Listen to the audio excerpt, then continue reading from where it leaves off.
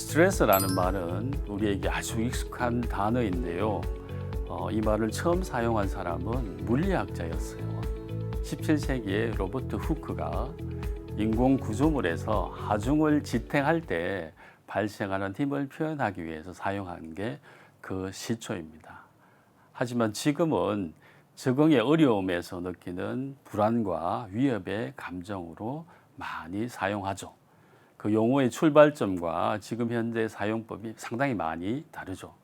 사실 우리나라에서는 스트레스라는 개념 자체도 많이 혼용되는 개념이기도 한데, 예를 들면 시험에 스트레스다처럼 스트레스의 원인을 나타낼 때 쓰기도 하고, 시험 때문에 스트레스를 받는다는 것처럼 그 원인에 의한 반응을 나타낼 때 쓰기도 합니다. 근데 여기 스트레스에 대한 오해 중에 가장 대표적인 예를 하나 들어볼까 합니다.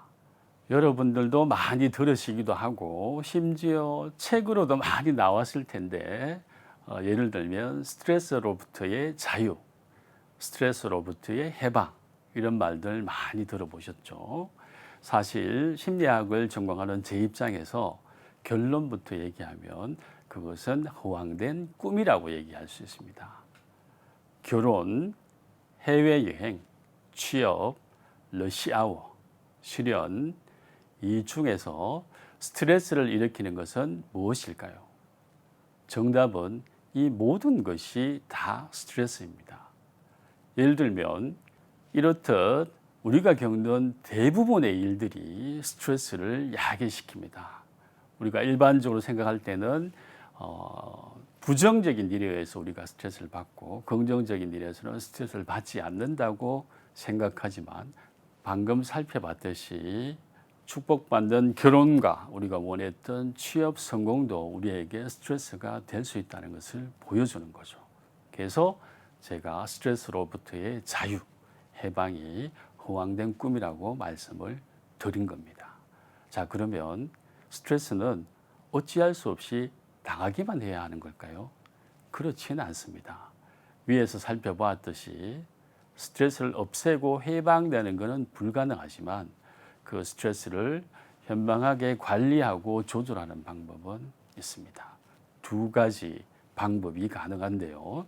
첫 번째는 들어오는 스트레스의 양을 줄이는 방법입니다. 두 번째는 들어온 스트레스를 흘려보내는 방법이 그것입니다.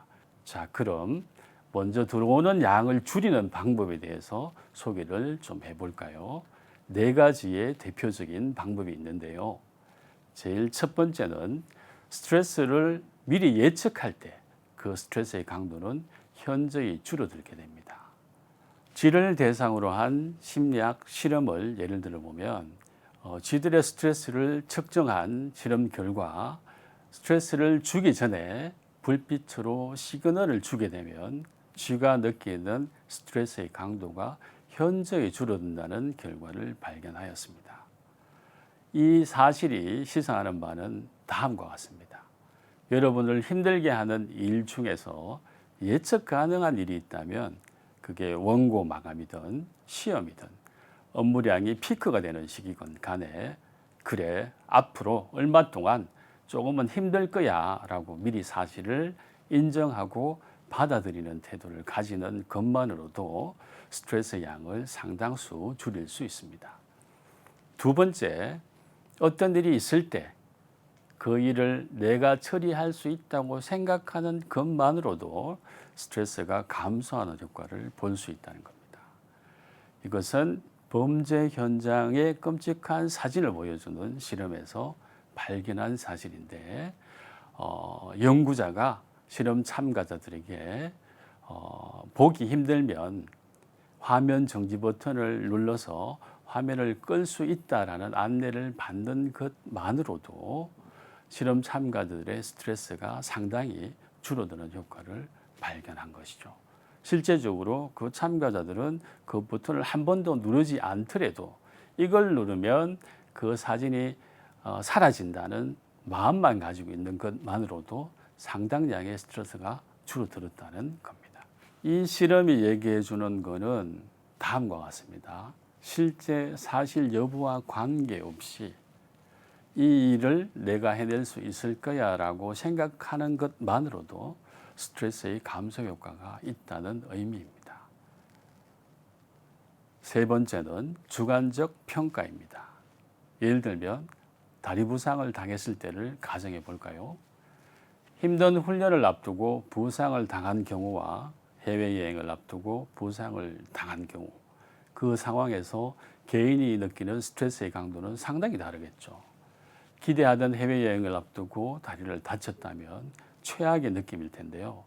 반면에 힘든 훈련인 경우는 어려운 일을 하지 않아도 되는 또 다른 상황으로서 아주 긍정적으로 해석이 되겠죠. 이왕 나에게 온 스트레스라면 그 속에서 나를 위로할 수 있는 다른 의미를 찾아보는 것도 스트레스의 강도를 줄이는 아주 현명한 방법이 될 수 있다는 얘기입니다. 그리고 마지막은 주변의 정서적 지지가 스트레스의 강도에 또 많은 영향을 미칩니다. 수해와 화재, 둘 다 아주 힘든 재난 상황이죠. 근데 연구를 해보면 상당히 재미있는 결과가 발견됩니다. 수해를 입은 쪽은 화재를 당한 쪽보다 스트레스 강도가 상당히 적다는 사실입니다. 자세히 살펴보면 그 이유가 아주 분명한데요. 수해는 혼자 당하는 경우가 없습니다. 물길에 따라서 여러 사람들이 다 같이 당하게 되겠죠. 주변에 많은 사람들이 비슷한 고통들을 겪게 되는 겁니다. 비슷한 어려움을 겪다 보니 서로 위로하고 돕고 하면서 서로가 서로의 정서적 지지 자원이 되는 거죠. 반면에 화재는 주변 사람들에게 욕을 먹는 대상이 되는 것이죠. 하마터면 저 사람들 때문에 우리 집까지 이런 생각을 하기 때문이겠죠. 풀어서 얘기하면 스트레스를 많이 받을 때는 주변의 좋은 지인들과 많이 만나는 것만으로도 스트레스의 강도를 줄일 수 있다는 말이겠죠. 스트레스가 많을 때는 여러분이 좋아하고 여러분이 편안하게 생각하는 친구들에게 더 많이 연락을 하십시오. 그것만으로도 상당한 도움을 받을 수가 있습니다. 위에서 스트레스를 줄이는 방법에 대한 4가지의 전략들을 정리해서 얘기를 했었는데요. 제가 윗부분에서 잠깐 언급했죠. 스트레스를 관리하는 방법은 2가지가 있다. 그 2번째 방법을 얘기를 해야 되겠죠. 그 2번째 방법은 스트레스를 흘려보내는 방법입니다. 사실은 이 이야기가 더욱 중요한 이야기입니다. 다시 말하면 더 큰 효과를 가지고 있다라고 볼 수 있겠죠.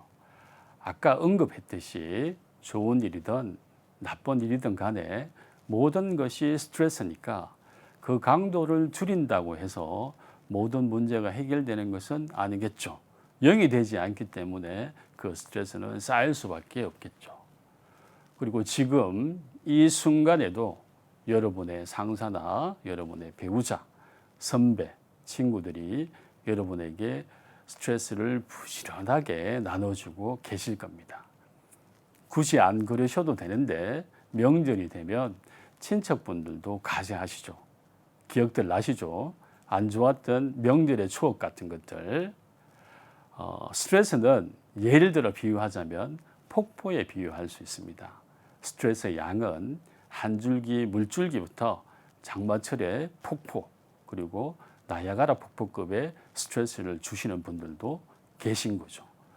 우리는 그 각각의 폭포 같은 스트레스를 담는 항아리이기도 합니다.